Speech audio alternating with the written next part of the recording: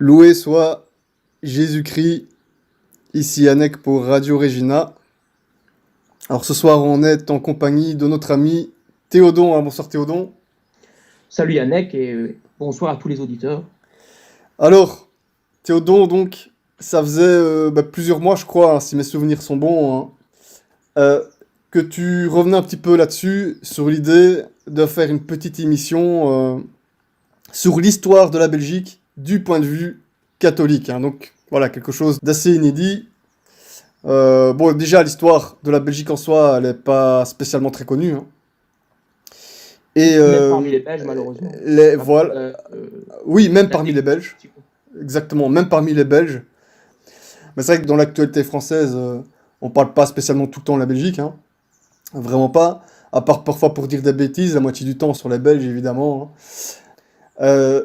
Il y a pas mal de choses. Et ici, on va faire les choses convenablement. On va s'attaquer au sujet du point de vue catholique pour bien comprendre ce que c'est les Belges, d'où est-ce qu'ils viennent, leur histoire.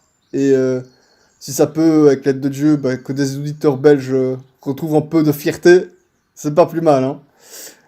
Tu fais bien de parler de fierté, puisque à la base, le mot belge peut signifier, parce qu'il y a doute sur l'origine, peut signifier être fier, et il peut aussi signifier être furieux. Donc c'est assez spécial comme mot, parce que on était réputé comme justement être des peuples très belliqueux, très belligérants, et qui voilà n'hésitaient pas. C'est d'ailleurs pour ça que Jules César, il disait que la fameuse phrase que tous les Belges citent, c'est que parmi tous les peuples qu'il a rencontrés, les Belges étaient les plus braves. Voilà. On avait justement un peu discuté de ça juste avant l'enregistrement. Et bon, moi, je sais pas, hein, je t'ai demandé justement, voilà, qu'est-ce que ce mot signifiait.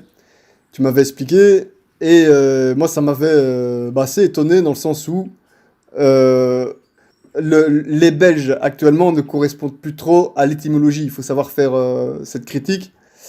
Dans le sens où l'état actuel de la Belgique, on est assez euh, passif, neutre. C'est l'idée même de la Belgique, c'est la neutralité, la pluralité, etc.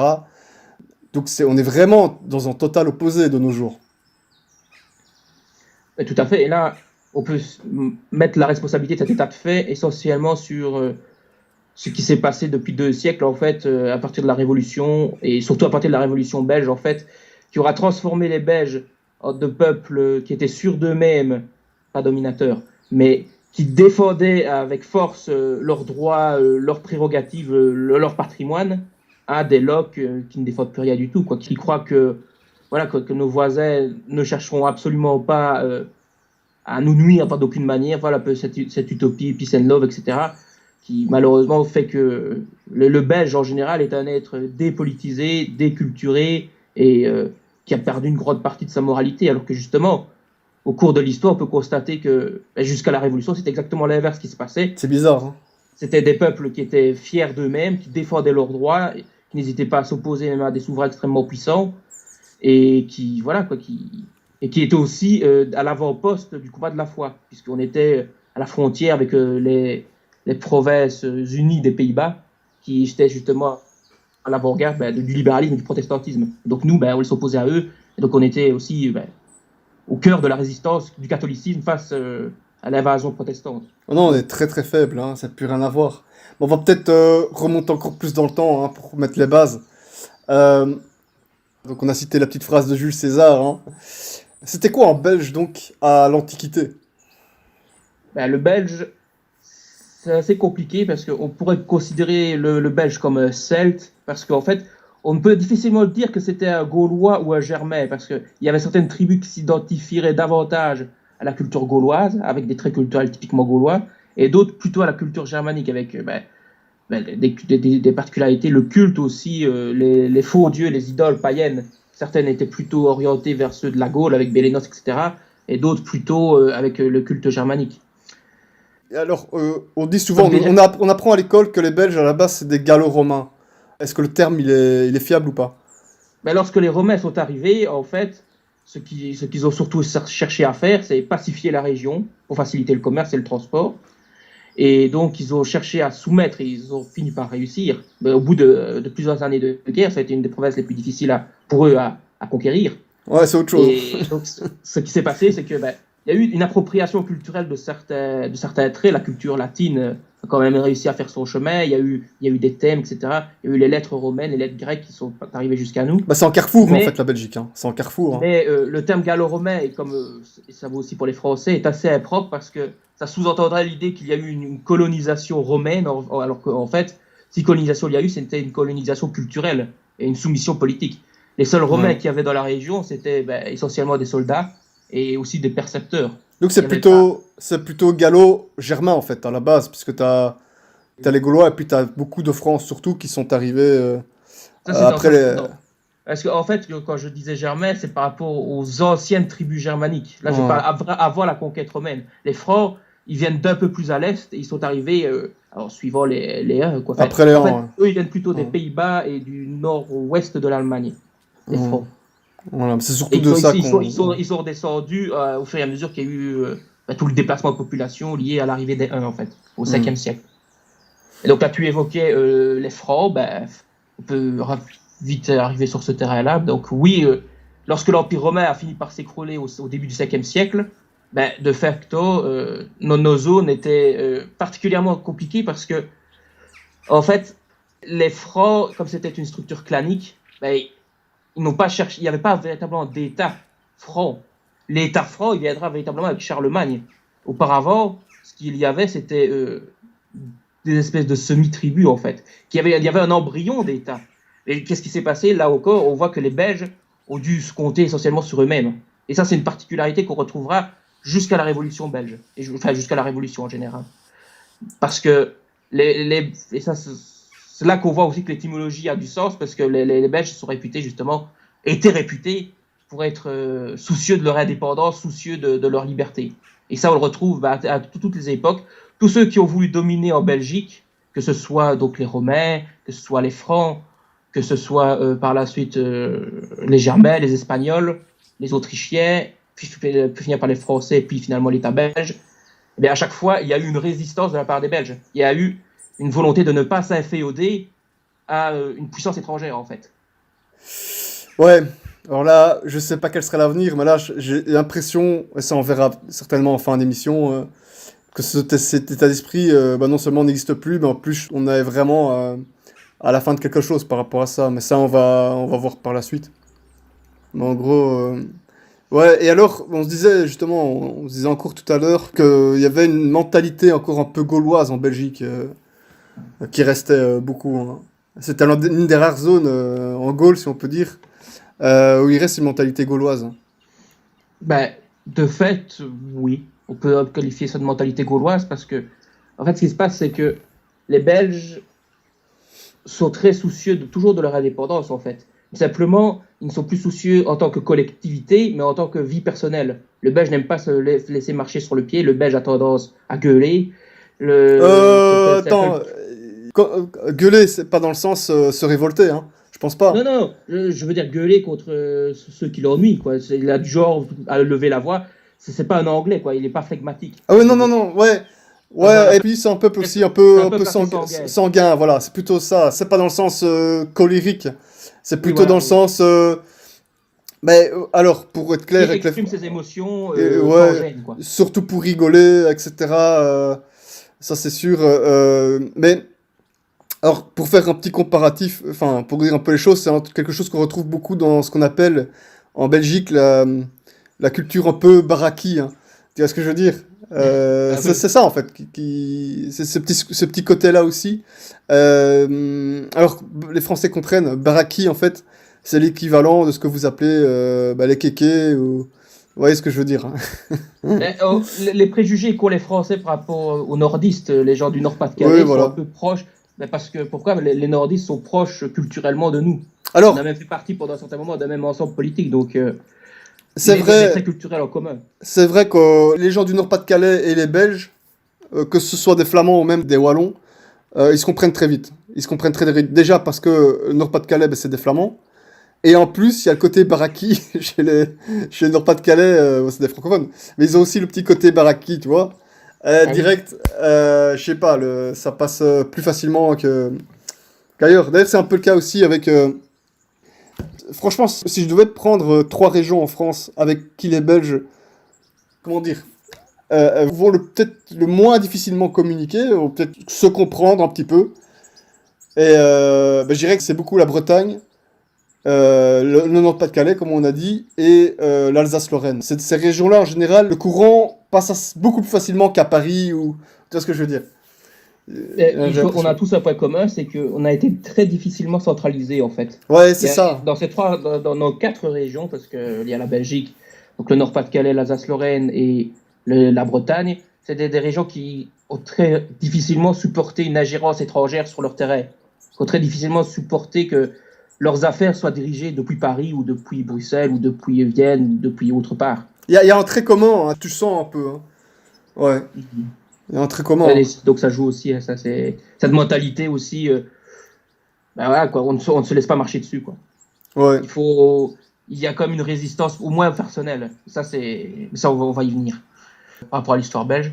Donc on en était à la période des Francs, qui était une période assez fastueuse pour les Belges, hein, parce que faut savoir que Clovis, il vient de tourner. Je crois que les Francs ont bien été, se sont bien intégrés enfin, sur le territoire belge. Je crois que l'intégration n'a pas été difficile avec les Gaulois.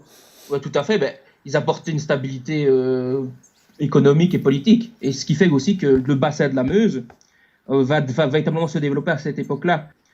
C'est véritablement les Francs qui vont faire de nos régions, avec aussi les Ardennes françaises, la Champagne, qui vont véritablement faire de ces régions-là le centre de leur État en formation, même si c'est très difficile de parler d'État en fait à cette époque-là, puisque voilà, c'était une espèce de grande tribu en fait. Et précisons que les Français vont s'amuser, vont dire ah bah ouais vous êtes francs donc vous êtes, vous êtes en partie francs donc vous êtes français blablabla. Non, Clovis, je rappelle, il est né en Belgique. Hein.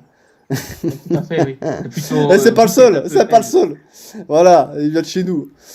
Et aussi, comme c'est aussi, notre émission se veut aussi envisager ça d'un point de vue chrétien, il faut savoir que le christianisme dans nos régions, et selon une légende, donc je dis pas que c'est forcément vrai, mais il y a une légende tenace qui a cours dans les milieux intellectuels et qui était très présente auparavant, qui faisait de Saint Matthias l'apôtre, qui a accompagné le Christ, l'évangélisateur du peuple des Trévires, au sud-est de la Belgique. Donc, du coup, on aurait reçu très tôt une influence chrétienne, et ça, c'est assez attestable, même si c'est peut-être pas lui qui aurait directement apporté, parce qu'en fait, il y a plusieurs nations qui revendiquent d'avoir été évangélisées par lui, mais bon, quand bien même ce ne fut pas lui, il y a eu sa tête qui a été exposée à Trèves, et du coup, il y a quand même eu une influence par ce biais-là. Mais en tout cas, il y a eu, oui, une évangélisation assez rapide, mais dans les villes, essentiellement, au début.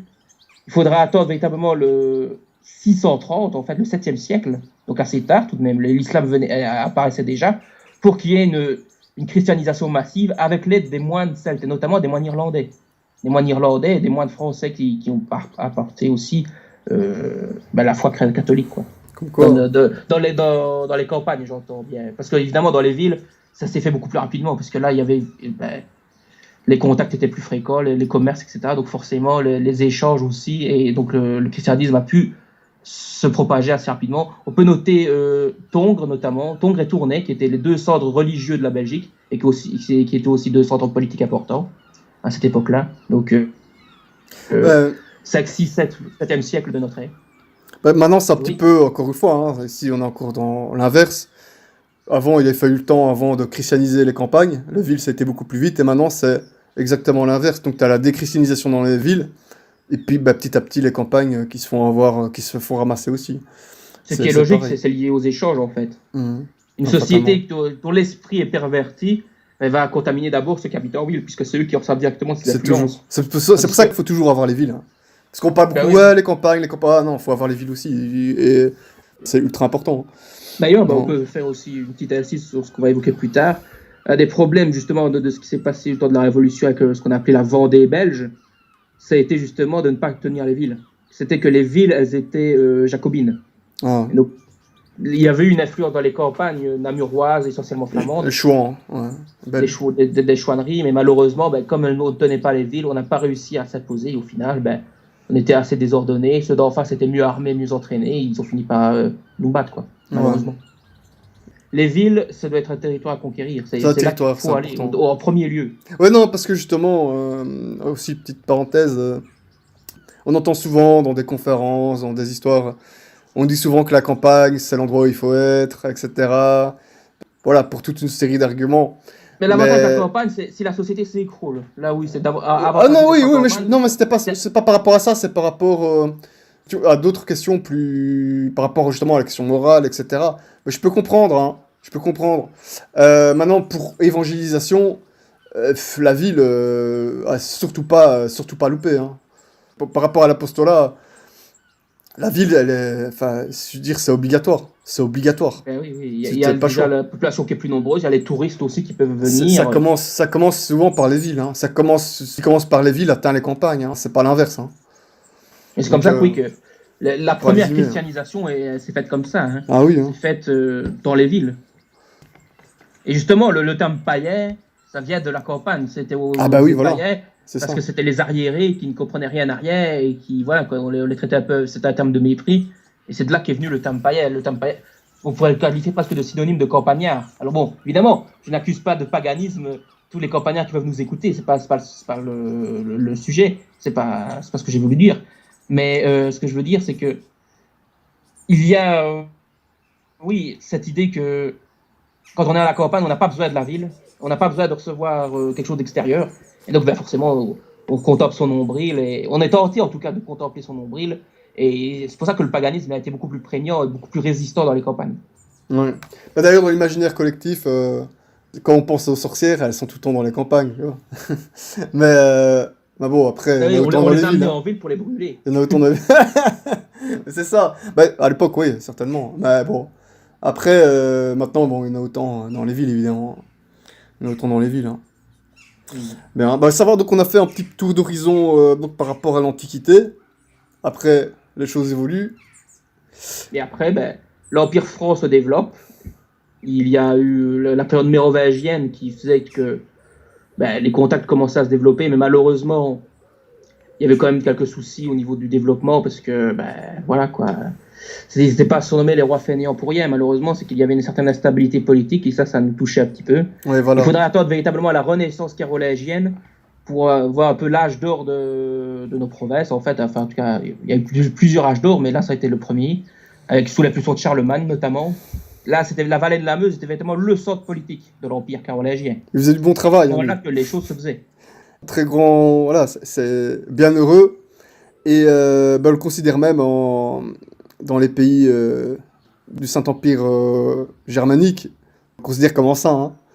Voilà, Bah oui, tout à fait, oui. c'est tout, hein. Donc voilà, il fait Il y du a une très bon messe boulot, hein. spéciale pour Charlemagne avec la chapelle. Et là, il est célébré comme un Ouais. saint. Ils ont eu l'autorisation de pouvoir lui donner ce culte-là avec la chapelle. Voilà, magnifique.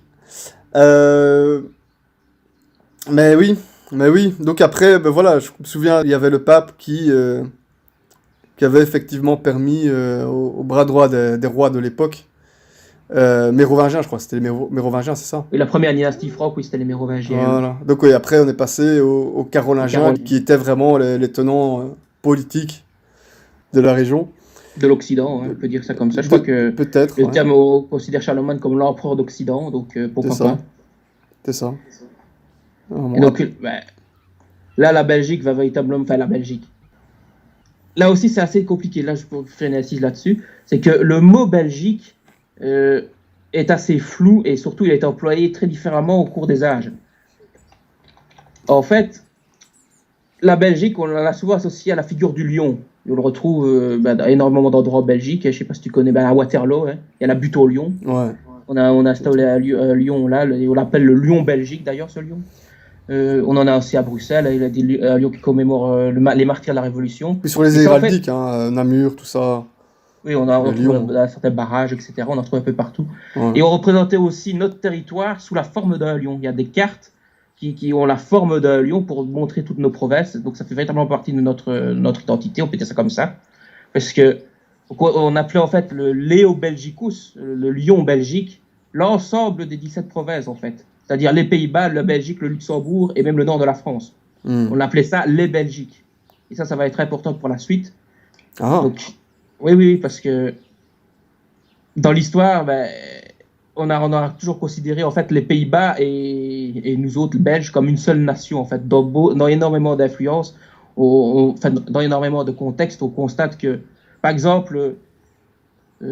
Mais lorsque le royaume des Pays-Bas, en fait, pour prendre cet exemple-là, en 1815, avait la Belgique, il y avait l'espèce de grand royaume, lorsqu'on traduisait le nom de ce royaume en français, on disait le royaume des Belgiques. Il y avait la Belgique du Sud, c'est notre Belgique à nous, la Belgique méridionale, et la Belgique septentrionale, c'était les provinces hollandaises. Et ça s'est conservé aussi en Espagne, on le retrouve en Autriche, à Vienne. Il y avait un bureau spécial qui disait justement que c'était le bureau des Belgiques pour s'occuper de nos affaires à nous. Donc, c'est assez compliqué de dire Belgique, en fait, parce que comme le problème qu'on a aussi, c'est qu'il n'y a pas de frontières définies. C'est-à-dire que les Français, l'avantage qu'ils ont eu, c'est que à l'ouest, c'est l'océan, évidemment. Au sud-ouest, il y avait les Pyrénées. Au sud-est, il y avait les Alpes. À l'est, on peut dire qu'il y avait le Rhin, même si ça fait débat. Il y avait le Rhin où les Alsaciens qui se revendiquent de la main ne seraient pas d'accord avec ce que je dis là. Ouais. Enfin, bref, il y avait quand même des espèces de frontières naturelles. Tandis que pour définir les frontières naturelles de la Belgique, c'est très compliqué. Et donc beaucoup considéraient que les Pays-Bas et la Belgique faisaient partie du même ensemble national. Ouais. Et ça a été considéré par beaucoup de populations. Enfin, à l'époque, c'était aussi considéré comme une réalité politique et culturelle, même nationale. L'indépendance de la Belgique sera coupée nos liens avec nos voisins du Nord. Bah oui, mais bon, après, ils sont passés au protestantisme aussi. Hein. Bah, pas tous, hein, comment il y a eu 3 endroits aux Pays-Bas qui sont restés catholiques, ouais, bien sûr. Il y a eu le Brabant hollandais, donc c'est le sud, vraiment le sud des Pays-Bas, avec Breda et surtout Bois-le-Duc, en néerlandais, 's-Hertogenbosch. Il y a eu la région de Maastricht, parce que là, il y avait l'affluence de Tongue, etc., et l'affluence de Cologne, de Trèves, etc., qui faisait en sorte que c'était quand même une province catholique. Et le Gueldre aussi, était bizarrement, alors qu'ils étaient entourés de protestants, eux, ils ont décidé de conserver la foi catholique. Dieu gracias. Le Gueldre, c'est ça? Oui, le Gueldre, oui. Gueldre. Bon, très bien. Je vérifie juste si je ne me confonds pas avec notre province, par contre. Non, parce qu'on dit souvent qu'une des raisons aussi de la séparation, c'était aussi une question religieuse, tu vois. Donc, flamand en fait, et wallon catholique, avec les... C'était en partie une raison religieuse et en partie des raisons politiques, c'est sûr. Oui, bien évidemment, bien sûr. Ce qui se passait, c'est qu'il y avait une union politique qui s'appelait les 7 provinces, oui, voilà, l'union des 7 provinces, c'est ça que je voulais dire, qui s'étaient unies, en fait, mais c'était essentiellement pour lutter contre l'Espagne. Contre l'Espagne qui voulait imposer sa loi, en quelque sorte, et là, on retrouve ce caractère belge, quelque part. Mais malheureusement, ce qui s'est passé, c'est que comme le protestantisme et le calvinisme, notamment, a pris dans la majorité des provinces unies, eh bien, de facto, c'était fait aussi au nom du protestantisme. Mais c'est assez compliqué parce que, quelque part, il y a eu une division entre les Belges méridionaux et les Belges septentrionaux, pour dire ça comme ça, entre les Pays-Bas et les bas pays de la Belgique. Sur la question, et oui, c'est sûr que les protestants étaient du côté des provinces unies, mais il y avait aussi des catholiques là-bas. Le problème qu'il y avait, c'était que ces provinces unies-là exigeaient la liberté de culte, mais surtout, non seulement la liberté de culte qui leur a été accordée, malheureusement, mais parce que là, c'était le principe de tolérance qui jouait, mais ils voulaient aussi continuer à pouvoir persécuter les catholiques dans leur propre État. Et ça, c'était évidemment inacceptable.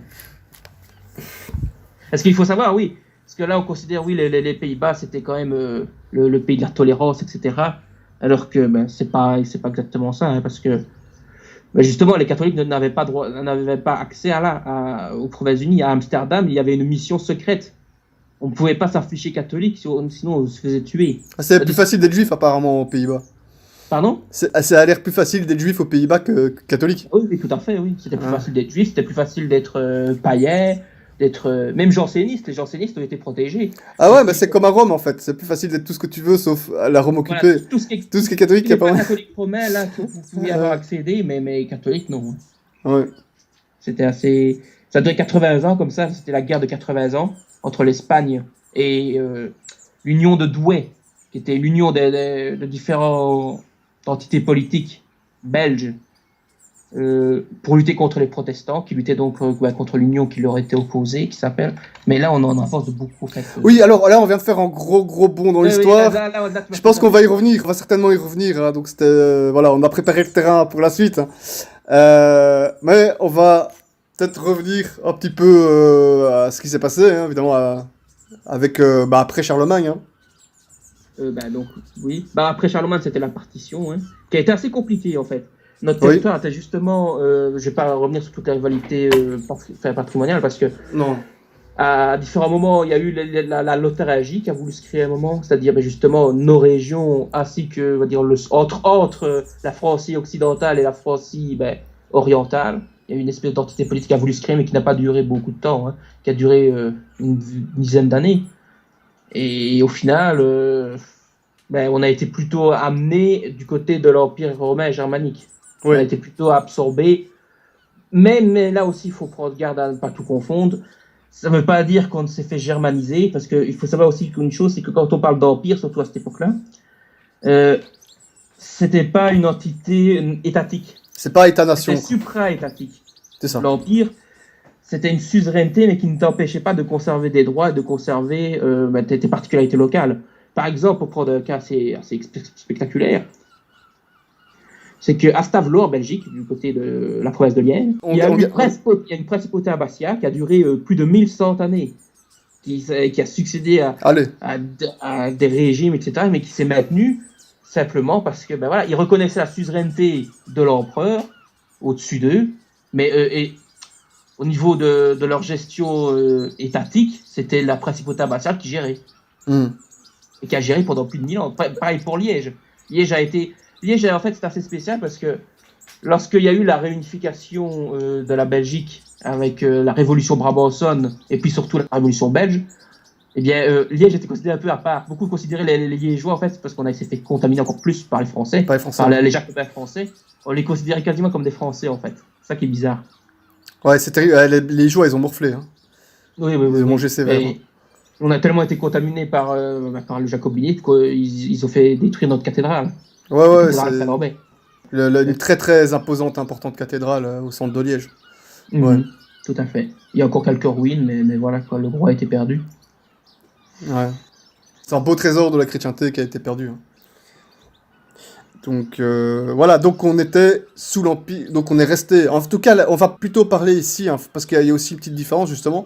C'est certaines régions de ce qu'on appelle actuellement la Belgique, et c'est les régions qui seront plus tard francophones, hein, donc c'est-à-dire ce qu'on appelle grosso modo la Wallonie, grosso modo, parce que évidemment je crois qu'il y a aussi quelques petites régions flamandes, qui ont fait partie, qui ont intégré alors du coup le Saint-Empire germanique, et les Flamands, enfin ce qui deviendra ce qu'on appellera les Flamands, eux, ils seront indépendants de tout ça. Pas tout à fait. Enfin, pendant longtemps. Ils chercheront à être indépendants de tout ça, oui, mais officiellement, le roi de France revendiquait la suzeraineté sur ces territoires-là. Ouais, c'est ça. Et Philippe le Bel, notamment au XIVe siècle, cherchera à s'emparer de la Flandre. Et justement, ça va jouer un rôle important dans, on va dire, l'identité flamande. C'est qu'il y aurait une résistance très forte des Flamands. Ouais, c'est marrant, parce que ce qui est drôle, c'est qu'à l'époque, c'était les Flamands qui étaient occupés, voilà. Mais lorsqu'on dit flamand, attention, là je parle bien du comté de Flandre, c'est-à-dire véritablement ce qu'on appelle la Flandre occidentale en Belgique, la Flandre orientale, c'est-à-dire Bruges, Ostende. Ouais, on va plus dans ces régions-là, par rapport à ce qu'on appelle aujourd'hui la Belgique. C'était des régions qui ont été pris, un peu occupées par la France, hein, alors que inversement, les Wallons, même si Bruxelles aussi, en tout cas le futur Bruxelles, était sous Saint-Empire romain germanique. Ah bien sûr, le duché de Brabant faisait partie du Saint-Empire. Ah voilà. Donc les Flamands disent qu'ils veulent récupérer Bruxelles. Ah, ça c'est la grosse question. La grosse question. Parce que, voilà, à l'heure actuelle, ok, géographiquement, on va dire que Bruxelles est cernée par la Flandre, ok. Mais si on remonte beaucoup plus loin, tu vois, là on peut débattre. La question ne se pose pas vraiment, parce qu'à cette époque-là, c'était... En fait, l'identité wallonne, et comme l'identité flamande, exclusivement flamande, j'entends, c'est très récent en fait. Oui, à cette époque-là, ce qu'il y avait au niveau identitaire, c'était seulement des identités locales. C'est-à-dire, moi je suis liégeois, il y a le namurois, il y a le hainuyé, il y a le brabançon, il y a le flamand, il y a le limbourgeois. Et c'était essentiellement ça. C'était quasiment chaque province qui avait son identité propre. Et par rapport aux langues alors Et donc, à Bruxelles, c'était plutôt, à cette époque-là, c'était ni flamand ni wallon, c'était brabançon. Et à l'époque, les langues, c'était essentiellement, au niveau du peuple, c'était les patois. Bon, n'empêche qu'il faisait partie du Saint-Empire germain, avec ce qu'on appellera les Wallons, grosso modo. Mais ce n'est pas du néerlandais. Bah voilà.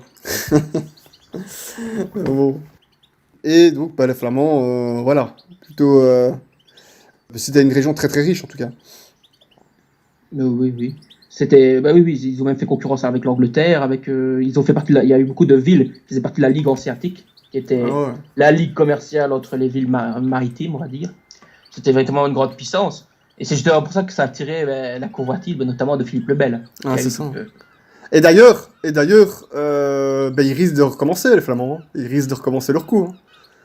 S'ils parviennent ça, on va en discuter certainement à la fin, mais le problème, c'est que si la Flandre déclare son indépendance, quid du lait bourgeois, quid des Brabançons qui feront partie de cet ensemble-là? Parce que c'est pas la Flandre. C'est ça le problème qu'il y a. C'est qu'au niveau identitaire, le lait bourgeois est plus proche du liégeois que du flamand. Flamand. Et pourtant, ils font partie de la Flandre. Oui, mais ils parlent le néerlandais aussi. Ils parlent le néerlandais. C'est vrai que ça joue. La langue a, oui, contribué, mais je veux dire, historiquement, culturellement, c'était le comté de Lose. Il y avait certaines parties qui faisaient partie de la principauté de Liège, qui contrôlaient certains domaines. Et donc, c'est lié davantage avec le monde germanique et le monde wallon qu'avec les Flamands qui n'étaient pas liés directement au Saint-Empire romain germanique. Ouais. Ben voilà, c'est ça. Hein. Faut reprendre le Limbourg. Ben justement, ça c'est encore des sujets par rapport à la question des langues, c'est aussi très intéressant parce que c'est justement un gros impact culturel et on va dire identitaire aussi. Hein. Donc c'est ça que c'est difficile pour la question du Limbourg pose un petit problème, mais on va le voir par la suite évidemment la question wallonne. Il a été coupé en deux parce que Maastricht fait partie du Limbourg aussi. C'est le Limbourg qui fait partie du royaume des Pays-Bas. Mais au tout début de l'histoire de la Belgique, le Maastricht était belge. Il faisait partie de l'État belge. Ah ouais, de la Belgique, c'est-à-dire celle de 1830. Oui. Ouais. Qu'est-ce que je voulais dire donc voilà, on a passé ces étapes-là. Je crois que tu en arrivais plus ou moins à la Renaissance. Oh, non, on en a... On n'y est pas encore. Enfin, voilà, dis... Ouais, on a énormément... Tu as carte blanche, évidemment. Hein, désolé. Tu as ta carte blanche. En fait, c'est un aperçu qu'on donne là, parce qu'évidemment, on peut pas se permettre de donner... Parce qu'en fait, on pourrait faire une histoire de la Belgique complète, mais le problème, c'est que ça durerait... Non, c'est pas complet, évidemment. Là, c'est les bases introductives, comme d'habitude, tu vois. Voilà. Donc, il y a eu la partition entre la Francie occidentale et la Francie orientale. Et donc, la Belgique, voilà, comme je l'ai dit tout à l'heure, a été à un moment l'Otaringienne, puis plutôt remise... Il y a eu des guerres. Il y a certains moments, c'était la Francie occidentale qui dominait le territoire belge avec le traité de Meersen. Mais ça n'a pas duré longtemps et c'était très mal vu par la plupart des Belges qui ne supportaient pas les taxes, en fait. Et ça, c'est un trait qu'on retrouve très fort. Et ça, c'est aussi une différence par rapport aux Belges d'aujourd'hui. C'est qu'aujourd'hui, je sais pas, vous avez peut-être vu la vidéo qui a beaucoup traîné dans les réseaux sociaux sur les pays les plus taxés au monde. La Belgique est 3e. Alors qu'à l'époque, ça aurait été insupportable pour la plupart. Puisque justement, les quasi-totalité des causes de révolte, c'était lié à des questions d'impôts, de taxes, qu'on violait leurs franchises, leurs droits, et qu'on les taxait trop, et que donc on se révoltait pour ça.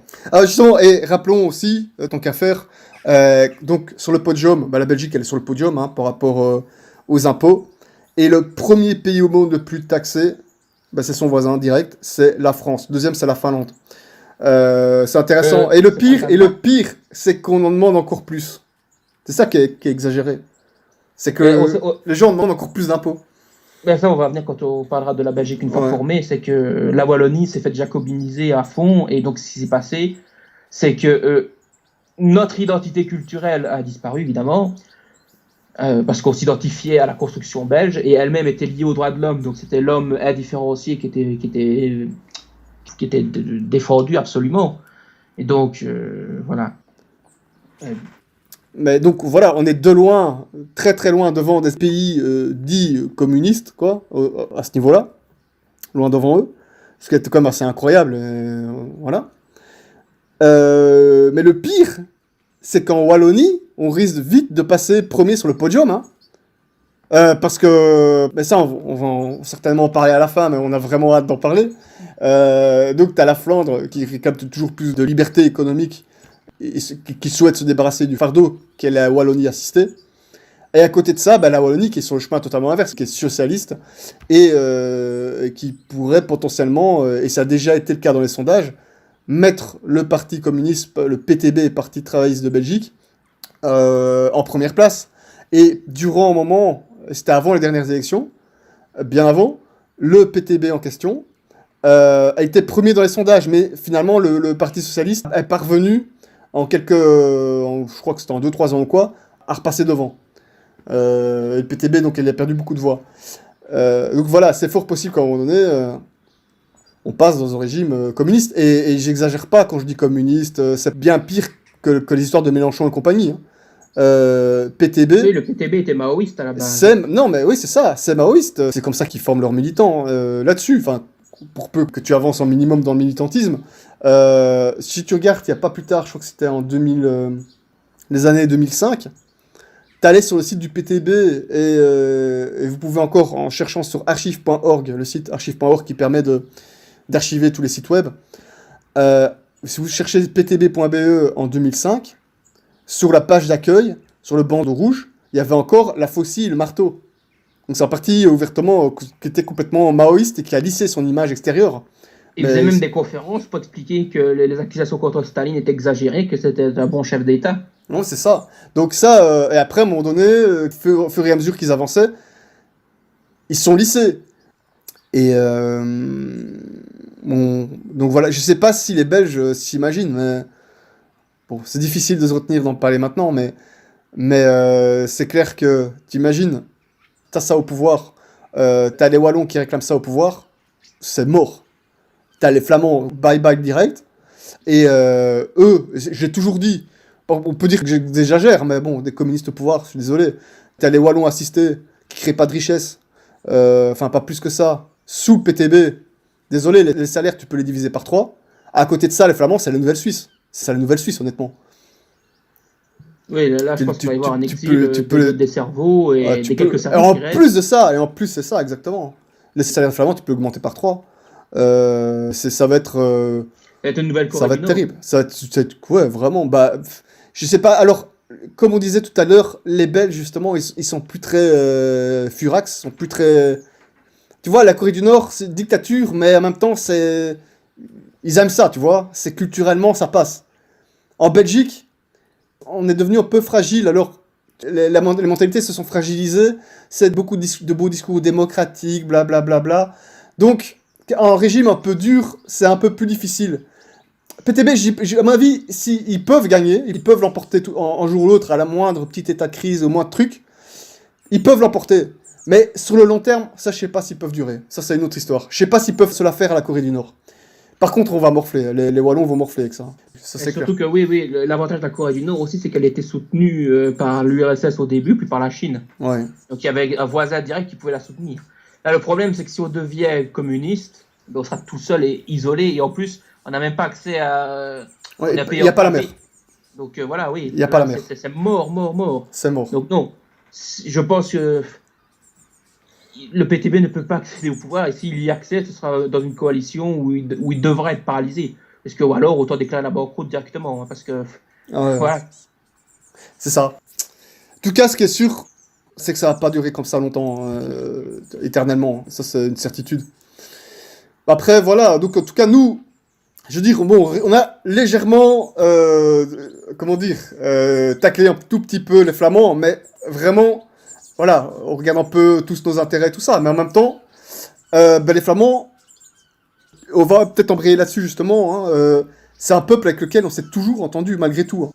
On parle de tout ça, les histoires de scission dans le pays, tout ce qu'on veut. Mais les Flamands, c'est un peuple avec lequel on s'est toujours entendu. Tu dis-moi si je me trompe. Il n'y a jamais eu une guerre entre les Wallons d'un côté et les Flamands de l'autre. Il n'y a pas quelques conflits locaux pour tel territoire qui était contesté. Mais...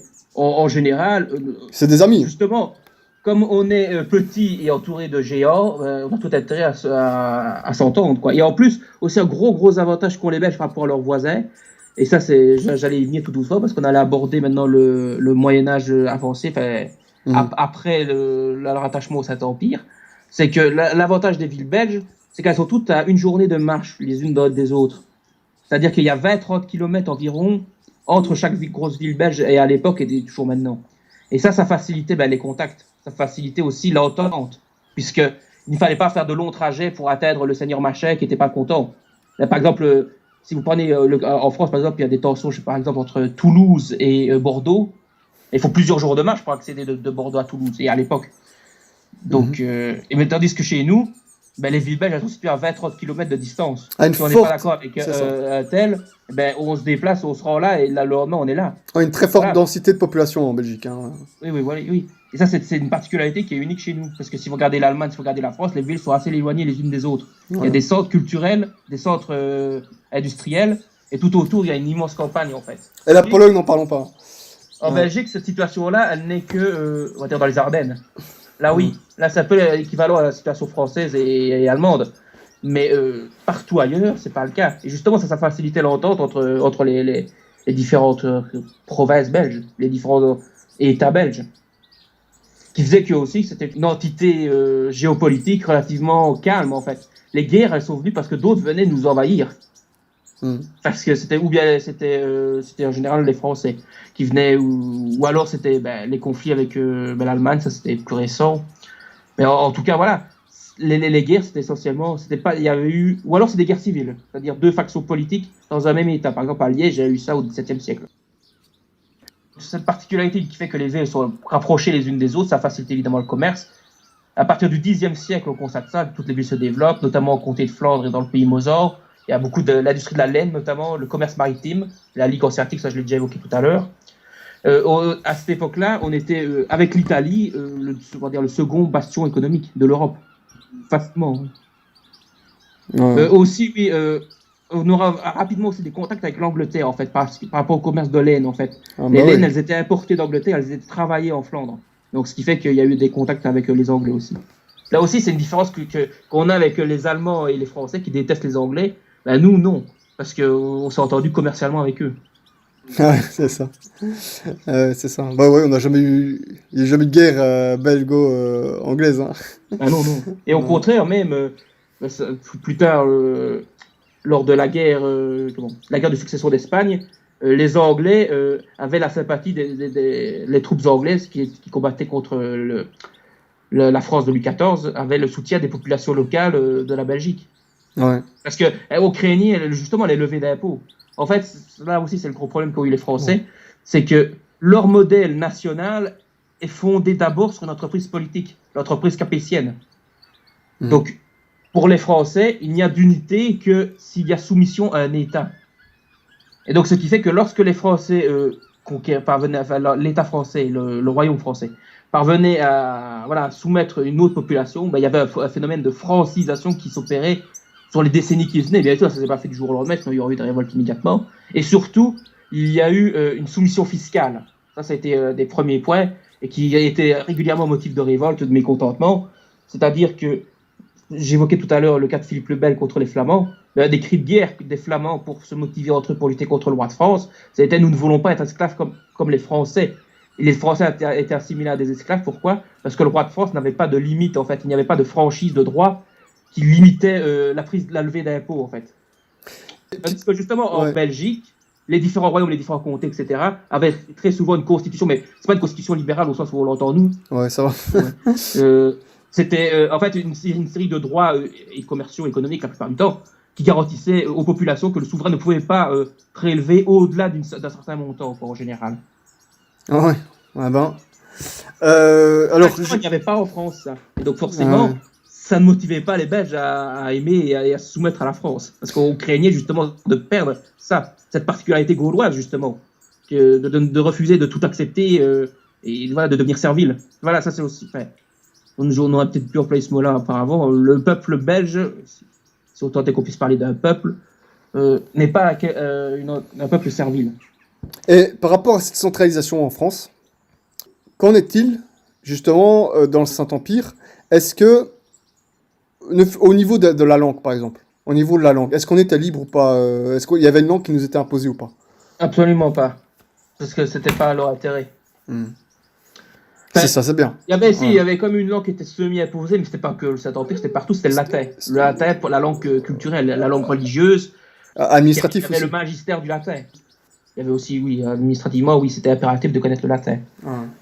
Mais il n'y avait pas l'allemand, qui d'ailleurs n'était pas unifié à cette époque-là. Il n'y avait pas la langue allemande. Il y avait des patois allemands qui étaient différents d'un côté ou de l'autre. Donc forcément, ça ne facilitait pas l'uniformité. L'uniformisation de la langue allemande, elle est venue avec l'unification. Elle est venue au 19e siècle, elle est venue avec Bismarck. C'est là que véritablement les patois allemands C'était pas un ami, ça. et se sont uniformisés. Ouais. Ouais. Et donc, oui. Pourquoi? Parce que le Saint-Empire, en fait, qu'est-ce que c'est que le Reich, le premier Reich? C'était pas un État, c'était un empire. C'était une entité supra-étatique. Il y avait toujours des États. C'est pour ça que quand on prend une carte, on voit qu'il y a énormément d'États. C'est un gruyère incroyable. D'ailleurs, pour ça que beaucoup disent que c'était pas un empire, il n'était pas sain, etc. C'est la fameuse phrase de Voltaire. De Voltaire, ouais. Oui, voilà. Ben, c'est parce que c'est une méconnaissance de l'empire. Si on prend l'empire comme étant un État qui s'agrandit, là oui, ce n'était pas un empire. Ouais, voilà, il voulait comparer ça à la France, quoi. C'est ça. Hein. Oui, voilà. Mais si on considère le terme d'empire comme étant une unité supra-étatique qui garantissait la paix et la sécurité entre les différents États, tout en leur respectant leurs particularités propres, alors oui, c'était un empire. Et ça fait penser un peu, justement, en niveau plus petit, un peu la Belgique actuelle, malgré les tensions et tout ça. Hein. Là, on vit dans un État avec deux nations. T'as les Flamands avec leur langue et tout ça, et puis ils l'ont pas récupéré tout de suite. Il y a eu des problèmes avant ça. Mais je veux dire, à l'heure actuelle, t'as les Flamands, les Wallons, et puis les Bruxellois. Donc voilà, c'est encore quelque chose d'un peu spécial. Je sais pas quel statut on peut leur donner. Hein. C'est des francophones qui vivent éventuellement dans une région qui est un peu à part. Mais c'est encore cette idée-là, on n'est pas dans un seul et même État-nation. Et je veux dire, à part les malheureux problèmes qu'on a actuellement, voilà, c'est pas invivable. C'est pas invivable. Bah oui, et on peut facilement se rendre compte. Moi, je me rends de temps en temps en Flandre, et voilà, quoi, je suis pas mal reçu.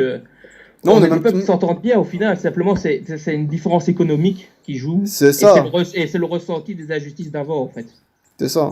C'est ça. Bah oui, c'est normal, t'imagines. On est des peuples commerciaux. On est des peuples qui se sont construits aussi par le commerce, et les commerces entre nous notamment. Donc, on n'a pas cet instinct de... Par exemple, qu'il peut y avoir, par exemple, entre les Français et les Allemands, quoi. Cet instinct guerrier, de compétition, on va chercher à les battre. Non, nous, simplement, c'était qu'il y a eu des injustices qui ont été commises, donc forcément, il y a de la rancœur. Ouais, c'est normal, hein. Mais fondamentalement, on s'est toujours bien entendu. Franchement, honnêtement, hein, je comprends les Flamands. T'imagines, s'ils étaient indépendants, ils gagneraient comme la Suisse, franchement. Ce seraient des Suisses. Ils ont aussi un avantage, c'est qu'ils ont des ports. Ils ont le port. Ils ont le port, c'est ça le truc. Ah ouais, ça aide beaucoup, ça aide beaucoup.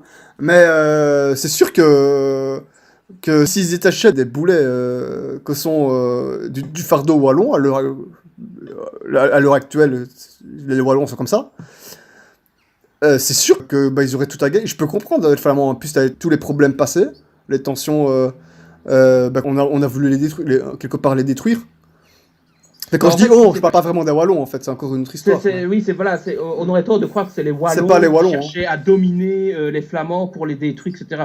En fait, ce qui s'est passé, on l'a déjà évoqué auparavant, c'est qu'on s'est fait, on est devenu jacobins, en fait. C'est-à-dire que il y avait l'idée de, voilà, avec la construction de la Belgique, on va créer un État unitaire qui serait avec une langue, le français. Et donc voilà. C'était ça l'erreur. Il aurait fallu. Une grosse erreur. C'était ça l'erreur. Et aussi un État qui n'était pas fondé sur la religion, évidemment, et qui donc ne pouvait que devenir un État socialiste, en fait. Ou alors, il n'y a plus d'État. En tout cas, l'État libéral, un État libéral. Oui, c'était ça. Libéral philosophiquement, oui. Ouais, c'est exactement ça. Et ça, on va en parler encore peut-être vers la fin, parce que j'ai beaucoup de choses à dire là-dessus aussi. Mais ouais, non, c'est ça.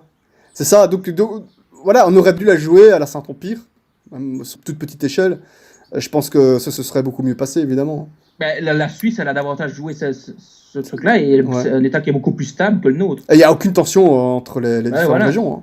Voilà, il n'y a pas ces histoires-là. Les Romans, il y a les Italiens du Sud, il y a du Tessin, et il y a les Allemands qui sont les plus nombreux, et pourtant, voilà. Il n'y a pas de problème. Même, il n'y a pas eu un phénomène comme il y a eu en Autriche de réunification avec l'Allemagne. Les Suisses allemands, ils étaient Suisses.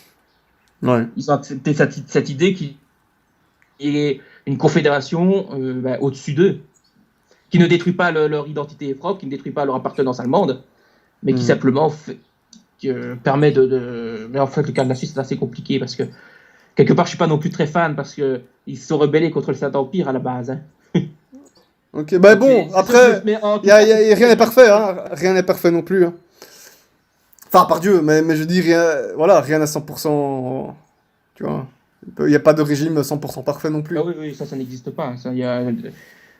Tant que les hommes sont pêcheurs, forcément, il y aura des irrégularités, etc., des vices, etc., ça c'est sûr. Mmh. Donc, revenons à nos moutons. Revenons à nos moutons. Avec les Anglais. Voilà, on était plus ou moins au 12e, 13e siècle, là où vraiment c'était aussi le second âge d'or, il y en a eu 3. Hein. Il y a eu le premier, c'était la période carolingienne. Le deuxième, c'était le 12e, le 13e siècle, parce que là, c'était vraiment le développement économique, avec Bruges, Gand, Ypres, Tournai, Namur, Dinan, Huy, Liège, qui sont véritablement développés à cette époque-là. Ouais. Et d'ailleurs, bizarrement, le Brabant, non. Le Brabant, ça viendra plus tard, ça viendra au 16e siècle, le 3e âge d'or. Ah ouais. Il n'y a que Nivelles dans le Brabant qui était une ville, en fait. À l'heure actuelle, il y a deux Brabants. Hein. Villages, on va rappeler aux auditeurs, donc il y a deux Brabants, il y a le Brabant wallon et le Brabant flamand. Hein. Le Brabant flamand. Et d'ailleurs, auparavant, c'était une seule province. Hein. Ouais. C'est justement avec la partition linguistique qui a eu lieu qu'on l'a scindé en deux. Quoi. Et d'ailleurs, ça a créé plein de problèmes, puisque il y avait du côté flamand des francophones, donc il y a eu ce qu'on appelait le phénomène des communes à facilité. Fatalement. On va pas rentrer dans tous ces détails-là, parce que... Non, on va s'arrêter là. On va s'arrêter là. Moi, je me rappelle, à l'université, j'ai étudié ça et j'ai pas envie de vous l'affliger. Non, mais en fait, la politique belge, à base, même la politique belge en général, c'est en cas d'école qui a même étudié dans les universités américaines. Hein, parce que si tu comprends ça, si tu comprends ce modèle-là, tu comprends tous les autres modèles, il paraît. Non. Et c'est pas pour rien que la Belgique aujourd'hui est un État philo-communiste, quoi, malheureusement. La mentalité, en tout cas, des Wallons. Oui. Cette inflation administrative a joué dans l'augmentation des impôts, etc. Forcément, il faut payer tout ça. On va y revenir, hein. Oui, on s'approche doucement, mais... c'est dur de résister, mais voilà. Donc on arrive aux alentours de 1300 environ, et là, on va commencer à avoir un petit déclin, qui sera lié, en fait, aux crises économiques, enfin, pas vraiment aux crises économiques, mais surtout au phénomène de peste, qui allait commencer à apparaître. Le fait que la France et l'Angleterre étaient en guerre l'une contre l'autre, donc ça facilitait le commerce militaire, mais ça ne facilitait pas le commerce que nous, on voulait, c'est-à-dire des commerces d'échange avec de l'importation, etc., des exportations de matériaux comme la laine, etc. Donc ça allait contribuer à reculer le nombre de citadins. Par exemple, la plupart des villes en Belgique de cette époque-là vont perdre leur population et elles ne le retrouveront qu'au 19e siècle, 500 ans plus tard. Sérieux? Oui. La peste surtout. Avec la peste. Ou des gens qui s'en vont. Avec les guerres aux alentours, il y a eu un phénomène de déclin, oui, tout à fait. Et sans compter le fait que par la suite, il y a eu toute une série de guerres aussi. Hein, mais ça, on va y venir tout doucement. À force, on va finir par y arriver. Donc la première, ça a été la guerre, comme je l'ai dit tout à l'heure, entre la Flandre et le comté de Flandre, je précise, pas toute la Flandre. Le comté de Flandre et le royaume de France. Il y a eu... il y a eu ce qu'on a appelé la révolte des Matines, où la garnison française à Bruges s'est fait massacrer. Il y a eu la bataille de Courtrai, où il y a eu des milices qui ont lutté contre les armées royales. Et ça a été considéré comme la bataille des éperons d'or.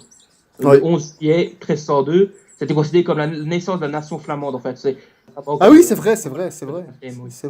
Mais malheureusement, et en plus, à cette bataille-là, il y a eu les Wallons qui étaient de leur côté. Les Wallons soutenaient les Flamands. Tu vois, voyez les Flamands, critiquez tout le temps les Wallons, ben voilà. Et oui, là aussi, on était ensemble. Mais malheureusement, ça ne terminera pas bien pour eux, puisque Philippe le Bel obtiendra sa revanche, la bataille de Mont en Pével en 1304. Et donc là, les Flamands ont dû signer un traité qui n'était pas avantageux. Et voilà. Donc, oui, on peut aussi évoquer le fait que, à l'issue de la guerre de 100 ans, les territoires, à l'exception donc de la principauté de Liège, le territoire en Belgique passe aux mains des ducs de Bourgogne, qui étaient vassaux des rois de France, avec Philippe le Bon et Charles le Téméraire. Mais après, on va être pris par... Il y a aussi un affaiblissement du Saint-Empire, en fait, qui est lieu avec la querelle des investitures, qui a été mal négociée, etc. Il y a eu toute une série de révoltes, qui fait que le Saint-Empire romain germanique ne retrouvera sa splendeur, entre guillemets, qu'au XVIe siècle. Et donc, il y a eu toute une période de relâchement qui a permis justement au comté de Bourgogne, enfin au duc de Bourgogne, au duché de Bourgogne, pardon, de s'emparer de nos territoires. Et en tant que Liégeois, moi j'ai quand même une dent contre lui, parce que contre Charles le Téméraire, puisque il a mis notre ville à sac, donc voilà quoi. Mais d'ailleurs, je crois que les Flamands, par la suite, c'est peut-être dans cette période-là justement, quand nous on va revenir au Saint-Empire romain, les Flamands vont aussi revenir avec nous, je crois. Oui. Mais j'y arrive. Ah, ça va, j'étais trop vite. Ça va. Et c'est justement à partir de cette époque-là, à partir du temps de la domination bourguignonne, que l'on a commencé à parler, que j'ai évoqué tout à l'heure, le lion Belgique. On a commencé à présenter la Belgique sous forme d'un lion, et qui comprenait donc aussi ce qu'on appelle les Pays-Bas. Oui, maintenant en Wallonie c'est en coq, hein, précisons. Oui, tout à fait. C'est autre chose. Bon. Et donc, là, justement, j'y arrive tout de suite. Tu disais que ça allait revenir au Saint-Empire, ben, tout à fait. Charles le Téméraire, il voulait en fait relier ses positions de Bourgogne à celles des Pays-Bas, parce qu'en fait, il y avait toute une zone qu'il ne contrôlait pas entre ces deux territoires, et ça appartenait à la France. Et donc, lui qui était vassal du roi de France s'est révolté contre le roi de France, mais il a fini par perdre. Et donc, ce qui s'est passé, c'est que les territoires de Bourgogne sont revenus à la France, au royaume de France, et nos territoires à nous ont été échus aux Habsbourg. C'est là que naîtra Charles Quint par la suite. Ah, et c'est là qu'on est revenu au Saint-Empire romain germanique. Très grand empereur. Avec la défaite de Charles le Téméraire. Ouais. Et donc Charles Quint, il est né en Belgique. Il est né à Gand. Encore un, hein. Cette fois-ci, par contre, c'est pas pour les Français, c'est pour le Saint-Empire. Ouais, très grand empereur. Il se considérait comme à la fois flamand et bourguignon, donc il était irrigué par notre culture particulièrement. Ouais. Son premier titre, ce sera justement, ce sera notre maison en fait. Il sera d'abord souverain des Pays-Bas bourguignons en 1506, alors qu'il avait 6 ans. C'est son premier titre nobiliaire. Il ne deviendra roi d'Espagne que 10 ans plus tard, archiduc d'Autriche en 1519 et empereur la même année. C'était une belle prise, il a comme bien réussi son coup, lui. Hein. Oui. Et le plus grand empire que le monde ait connu. Hein. En fait, qu'est-ce qu'il y a, voilà. Comment ça se fait qu'on est passé au Habsbourg? C'est parce que Maximilien de Habsbourg, l'héritier des Habsbourg, s'est marié avec Marie de Bourgogne, qui était donc l'héritière de la maison de Bourgogne, et aussi la dernière héritière de la maison de Valois. Après, ça passera en France, ça passera au Valois direct. Et c'est pour ça que la France a beaucoup créé les Habsbourg, parce qu'ils auraient pu faire valoir leurs droits aussi sur la maison de France, et donc revendiquer le trône de France. C'est ça qu'il y a eu. La France craignait absolument, durant toute cette période-là, comme elle était un peu encerclée par le Saint-Empire, par les possessions des Habsbourg, elle craignait de devoir reconnaître une suzeraineté d'Habsbourg. Moi, ça aurait été bien. Ça, c'est... Rétrospectivement, on peut dire que ça aurait été une bonne idée, ça aurait permis d'unifier la chrétienté. Maintenant, voilà, c'est ça le but. Moi, c'est, comme on dit dans toutes les émissions, un empire chrétien le plus grand possible. C'est un peu le rêve. Mais voilà. Plutôt que de se faire la guerre. En catholique, il faudra peut-être se souder, de faire l'unité, tout ça. Bon, voilà. D'ailleurs, aussi nos territoires ont toujours été pas revendiqués, mais attirer l'attention du royaume de France, et ce sera notamment le cas à cette époque-là, puisque à l'aube du XVIe siècle, l'ensemble des Pays-Bas, et donc vous pouvez considérer le Lion Belgique qui comprenait aussi les Pays-Bas, ça a été 303 villes, 6579 villages et 2 millions d'habitants. C'était énorme à l'époque. Pour donner une idée, on rapportait davantage d'impôts, de taxes, etc. À l'Empire que toutes ces possessions d'Américaines. On rapportait plus que l'Espagne. Donc, c'était évidemment une terre très attrayante pour tous les voisins, et notamment la France. Tactiquement, ça va. Ils ont eu du mal à nous avoir. Ça a pris le temps. Ouais. Et bien, malheureusement, sous Charles Quint, donc il n'a qu'à Gand, etc. Et il régna donc sur nos territoires très rapidement, mais malheureusement, il y aura malheureusement ce qui va se passer à cette époque-là, c'est que ce sera certes notre 3e période de gloire, mais ce sera aussi une période de contraste, puisque ça verra l'apparition du protestantisme. Ah voilà. Il faut savoir aussi, petite anecdote, c'est que c'est en Belgique qu'aura lieu les premières exécutions de l'Inquisition pour fait de protestantisme. C'est en Belgique que les premiers morts protestants auront lieu. Voilà, on faisait le travail à l'époque, hein. C'était autre chose, c'était pas la même mentalité. Hein. C'était Henri Voos et Jean Van Eyschen qui furent brûlés sur la grande place de Bruxelles en juillet 1523. On n'avait pas le même genre de ministre et de premier ministre à l'époque. Hein. C'était différent au niveau politique. Non, non. D'ailleurs, j'évoquais Bruxelles, mais c'est aussi à partir de cette époque-là que le Brabant va prendre son ascendant, en fait. C'est aux alentours de 1500-1600 que Bruxelles va devenir véritablement le centre politique de nos territoires, quoi. Mhm.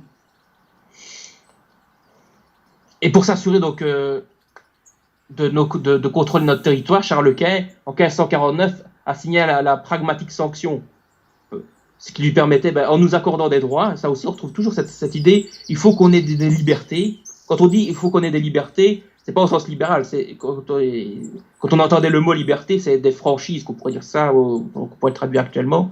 C'est voilà des prérogatives en fait qui seront conservées à nos terrains, quoi, pour nous. C'est ce que doivent faire tous les empires en fait s'ils veulent perdurer, s'ils ne veulent pas qu'il y ait la guerre civile continuellement dans leurs États. Ils doivent permettre aux petites entités de base d'avoir leur liberté propre. Sinon, ça ne tient pas. Parce que si on décide, oui, vous êtes tous uniformisés, il y a beaucoup de gens qui s'y opposeront et l'Empire n'a pas la force militaire pour imposer sa loi partout. Donc forcément, un empire stable, c'est un empire qui garantit des franchises à ses locaux. Ouais. Donc oui, et là on arrive à un épisode assez catastrophique qui là justement allait décapiter le lion belgique que j'évoquais tout à l'heure. C'est ce qu'on appelait la guerre de 80 ans, qui a lieu sous le successeur de Charles Quint, qui était Philippe II d'Espagne, qui aboutit à la scission des 17 provinces en 2 États. Donc les 7 provinces du Nord qui revendiquent leur indépendance et qui se regroupent au sein des provinces unies et qui deviendront les Pays-Bas actuels, et les 10 provinces du Sud qui resteront espagnoles et qui deviendront bien plus tard le royaume de Belgique, grosso modo. Et donc il y a eu au début une guerre civile qui a duré 80 ans, donc qui a été assez terrible et qui voilà ça a marqué véritablement notre identité parce que si vous regardez les Flamands, qu'est-ce qui différencie le Flamand du Néerlandais? Ah bah oui, la religion. La religion et la soumission au roi d'Espagne. À l'époque en tout cas.